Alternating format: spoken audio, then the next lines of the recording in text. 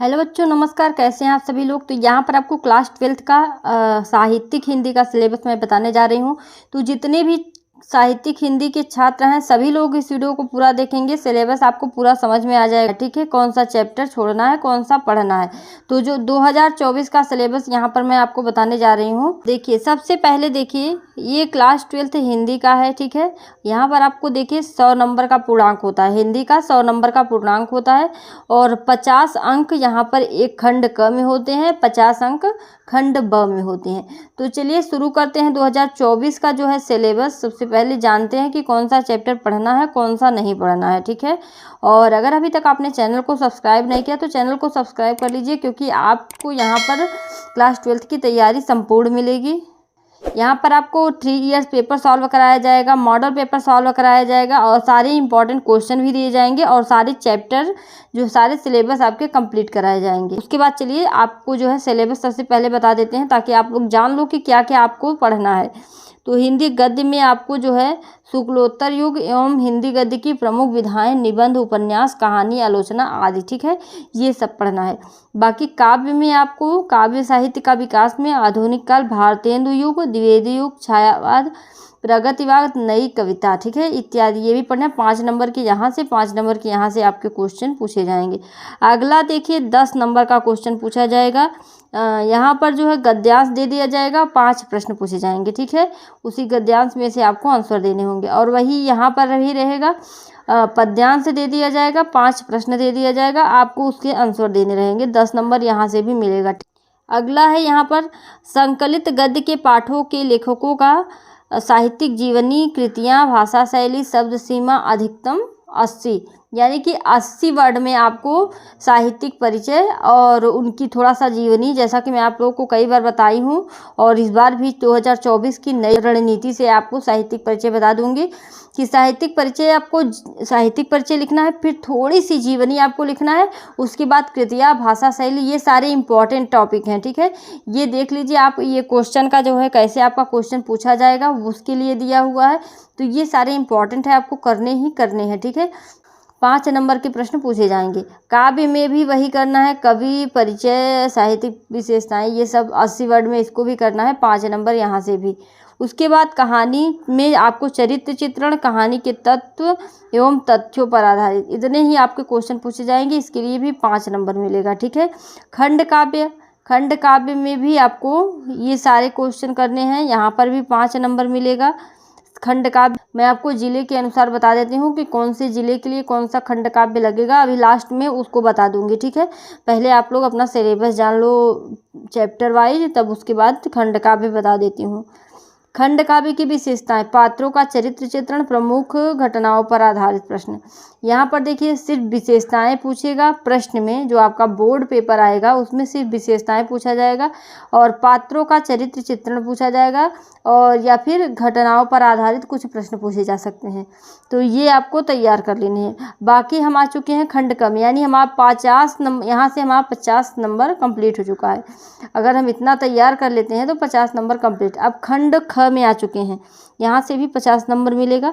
तो यहाँ पर देखिए, यहाँ पर पठित पाठ्य पुस्तक के निर्धारित पाठों के संस्कृत गद्य का संदर्भ सहित हिंदी में अनुवाद, तो यहाँ पर 7 नंबर मिलेगा। और संस्कृत पद्य का हिंदी में अनुवाद 7 नंबर। और पाठों पर आधारित अति लघु उत्तरीय प्रश्न, कोई 2 प्रश्न करना है, ठीक है, यहाँ पर 2 नंबर मिलेगा। पाठों पर आधारित अति लघु उत्तरीय प्रश्नों का संस्कृत में उत्तर देना है, तो यहाँ पर 2 प्रश्न करना रहेगा और 4 नंबर यहाँ पर मिलेगा, ठीक है। यहाँ पर देखिए दिया हुआ है काव्य सौंदर्य के तत्व। यहाँ पर देखिए सभी रस, जितने रस, जो 8 साइड के बच्चे हैं उन्हें साहित्यिक हिंदी पढ़ना होता है, कोई भी कन्फ्यूजन नहीं होना चाहिए। जो 8 साइड से बच्चे हैं वो साहित्यिक हिंदी पढ़ेंगे, बाकी जो साइंस के बच्चे हैं वो सामान्य हिंदी पढ़ेंगे, ठीक है। तो आप लोगों को साहित्यिक हिंदी पढ़ना है और आप लोगों को यहाँ पर रस सभी पढ़ने हैं, एक भी रस आपका रिड्यूस नहीं है, ठीक है, सभी आपको तैयार करने हैं। अलंकार देखिए, शब्दालंकार, अनुप्रास, शब्दालंकार में अनुप्रास, यमक, श्लेष 3 पढ़ने हैं।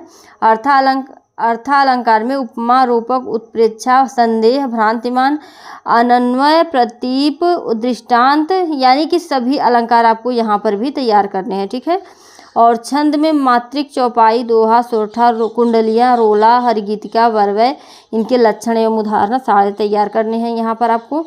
अगला देखिए निबंध, यानी कि निबंध हिंदी में मौलिक अभिव्यक्ति दिए हुए विषय पर निबंध। तो यहाँ पर टॉपिक दे दिए गए हैं कि इन्हीं से रिलेटेड आपके निबंध पूछे जाएंगे, ठीक है। जनसंख्या, पर्यावरण, स्वास्थ्य, शिक्षा आदि की जानकारी हेतु विषयों पर भी निबंध पूछे जाएंगे, ठीक है। संस्कृत व्याकरण से देखिए, जो आप लोगों का साहित्यिक हिंदी है तो यहाँ पर कुछ संस्कृत व्याकरण से भी क्वेश्चन पूछे जाएंगे। तो संधि से पूछा जाएगा, स्वर संधि, यहाँ पर एचो, अयावाह, इंग, रूपम, ठीक है। यहाँ पर व्यंजन, अस्ता, स्नाच, यहाँ से इतना पूछा जाएगा। और विसर्ग से ये सब आपको तैयार करने रहेंगे सब, ठीक है। समास में अव्ययी और कर्मधारय और सारे समास आपको तैयार करने हैं क्योंकि इस बार रिड्यूस नहीं किया गया है, ठीक है। और शब्द रूप, संज्ञा, आत्मन और भी हैं कुछ, उनको भी तैयार कर लेना है। और धातु रूप, लट, लोट, विधिलिंग, लंग, लिट, अस्था, पानी, ठीक है। इतने आपको तैयार करने हैं, सिर्फ 3 का, और 3 का तैयार करना है, लेकिन ये 5 तरह से तैयार करना है, ठीक है। अगला प्रत्यय है, यहाँ पर देखिए जिसको कृत, अक्ता, त्वा, ठीक है, ये दोनों तैयार करने हैं। तद्धित में त्व, मतुप और विभक्ति परिचय, अभितः, परितः, समयानिकषाः, प्रतियोगे अपि, एनांग विकारः और सहयुक्ते प्रधाने नमः, स्वास्ति, स्वाहा। और हिंदी वाक्यों का संस्कृत में अनुवाद, यहाँ पर 2 वाक्य उसके लिए भी करने हैं, ठीक। अब आइए चैप्टर देख लेते हैं कि कौन कौन सा चैप्टर आप लोगों को तैयार करना रहेगा। तो यहाँ पर जो आपका गद्यांश पर आधारित प्रश्न पूछे जाते हैं उसके लिए, तो यहाँ पर वासुदेव शरण अग्रवाल का राष्ट्र का स्वरूप, और जो रेड्यूस सिलेबस थे 30%, वो भी इस बार आपको पढ़ने हैं, ठीक है, रेड्यूस नहीं किया गया है। कन्हैयालाल मिश्र प्रभाकर रॉबर्ट नर्सिंग होम में, डॉक्टर हजारी प्रसाद द्विवेदी का अशोक के फूल, पंडित दीनदयाल उपाध्याय का सिद्धांत और नीति के संपादित अंश, और प्रोफेसर जी सुंदर रेड्डी का भाषा और आधुनिकता, डॉक्टर APJ अब्दुल कलाम का तेजस्वी मन के संपादित अंश, भारतेंदु हरिश्चंद्र का प्रेम माधुरी यमुना छवि काव्य में, ठीक है, काव्य में प्रेम माधुरी यमुना छवि, और जगन्नाथ दास रत्नाकर का गंगावतरण, अयोध्या सिंह उपाध्याय का पवन दूतिका, मैथिली शरण गुप्त का कैकेयी का अनुताप, और जयशंकर प्रसाद का श्रद्धा मनु, और सूर्यकांत त्रिपाठी निराला का बादल राग, सुमित्रानंदन पंत नौका विहार, बापू के प्रति, और महादेवी वर्मा का गीत, और रामधारी सिंह दिनकर का अभिनव मनुष्य, सच्चिदानंद हीरानंद वात्स्यायन का मैंने आहुति बनकर देखा, ठीक है। और जो रेड्यूस सिलेबस थे उनको भी पढ़ना है, ध्यान रखिएगा। अभी मैं आपको बता देती हूँ कौन कौन से।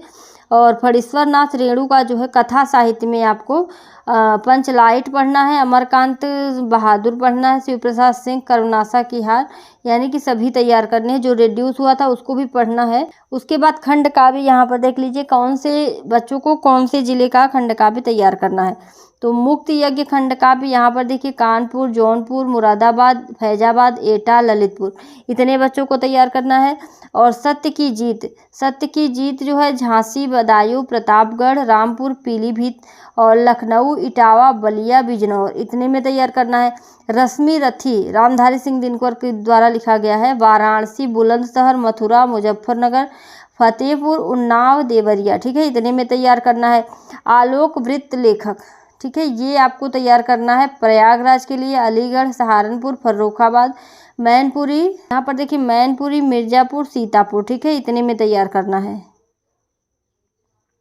और त्यागपथी जो है आगरा, गोरखपुर, गाजीपुर, बरेली, सुल्तानपुर, जालौन, लखीमपुर खीरी, गोंडा, शाहजहांपुर, बाराबंकी, इतने में तैयार करना है। श्रवण कुमार आपको मेरठ, आजमगढ़, बस्ती, रायबरेली, हरदोई, बांदा, बहराइच, हमीरपुर, इतने में तैयार करना है, ठीक है। और बाकी आप लोग जो है संस्कृत का देख लीजिए, जो अनिवार्य संस्कृत होता है उसमें कौन सा चैप्टर इंपॉर्टेंट है। तो यहाँ पर एक भोजस्योदार्यम है जिसको आपको पढ़ना है इस बार, ठीक है, भोजस्योदार्यम को भी इस बार पढ़ना है। और संस्कृत भाषा या महत्व, आत्मज्ञ एवं सर्वज्ञ, जातक कथा, नृपति दिलीप, महर्षि दयानंद, सुभाषित रत्नानि, महामना मालवीय है, ठीक है, सारे आपको पढ़ने हैं। पंचशील सिद्धांता, दूत वाक्यम और व्याकरण और धातुरूप, शब्द रूप, धातुरूप, ये भी तैयार करने हैं। और यहाँ पर देखिए जो रेड्यूस मैंने बताया था कि जैनेंद्र कुमार का भाग्य और पुरुषार्थ और हरिशंकर का निंदा रस, इसको भी आपको तैयार कर लेना है। बाकी भीष्म साहनी, खून का रिश्ता, शिवानी, लाठी और जगन्नाथ दास रत्नाकर, उद्धव प्रसंग, मैथिली शरण गुप्त का गीत, ये सारे रिड्यूस सिलेबस थे जो आपको इस बार पढ़ना है। ठीक है, विविधा पूरा हटा दिया गया था लेकिन उसको भी पढ़ना है। सूर्यकांत त्रिपाठी निराला का जो है संध्या सुंदरी, सुमित्रा नंदन पंत का परिवर्तन, रामधारी सिंह दिनकर का पुरुरवा उर्वशी। उसके बाद यहाँ पर देखिए विविधा में नरेंद्र शर्मा का मधु की एक बूंद, भवानी प्रसाद का बूंद टपकी नभ एक नभ से, गजानन माधव मुक्तिबोध का मुझे कदम कदम पर, गिरिजा कुमार माथुर का चित्रमयी धरती, धर्मवीर भारती का सांझ के बादल। ठीक है, ये सारे तैयार करने हैं। अब आते हैं देखिए खंड ख में जो रेड्यूस सिलेबस थे। यहाँ पर देखिए भोजस्योदार्यम, ऋतु वर्णनम भी तैयार करना है आपको। उसके बाद आगे देखिए यहाँ पर इंद्र वज्रा, उपसवैया, मतंग, मंद, सुमुखी सुंदरी, बसंत लतिका, ये आपको लक्षण एवं उदाहरण तैयार करने हैं। ठीक है, मनहर, यहाँ इसका भी।